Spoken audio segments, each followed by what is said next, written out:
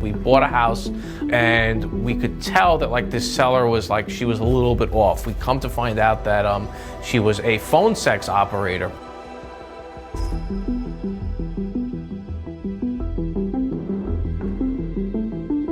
She was actually at one point like a millionaire heiress for a tool company, and she had like so much money that like her and her husband would play bumper cars like on their front lawn. They would get like $50,000 pickup trucks and they would just smash their cars into each other on the front lawn. This kind of lifestyle, ultimately the money, despite it being millions of dollars, the millions dried up very quickly.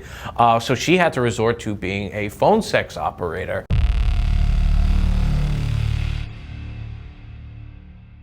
When we were in the house, I knew that she was a phone sex operator. She disclosed that quite proudly, actually. But it turned out that in addition to being a phone sex operator, she actually was taking her lingerie, because I guess she had, you know, regular customers, and she was taking that lingerie and selling it. So when we went into the bedroom to gut the bedroom, we found like, you know, you had like the phone and like her station, and then you had like a wrapping station next to it with all this lingerie packaged up. And we realized that that was like almost like a side hustle business on top of the phone sex operation business, where she was selling that lingerie.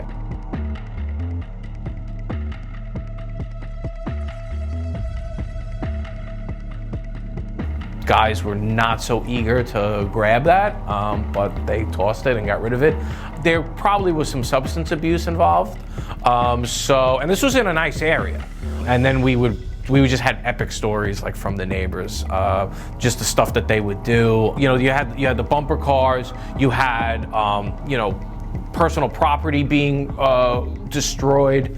So it was just like, here you were in this like beautiful area with all these homes around it, and you had this woman who just came into a shitload of money doing all sorts of crazy like wacky things. And then it got to the point that like they didn't have enough money obviously to sustain that lifestyle. So in addition to the lingerie, they were like renting out the house to all these like shady characters.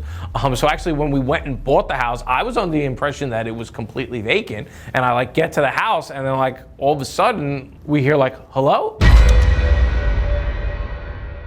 And I was like, who are you? He's like, I'm the basement resident here. I'm like, not anymore, pal. I bought the house. And I quickly like escorted him out and like closed the doors. I don't think I can even do that anymore with everything that's going on. But like I quickly like closed the doors, locked out, like, sorry, like place is closed, place has been sold. This is over. But it was a very, very interesting situation, to say the least. So it was a classic but sad case of, you know, somebody just coming into way too much money than they can handle, and unfortunately the results were there in a very weird and perverted way.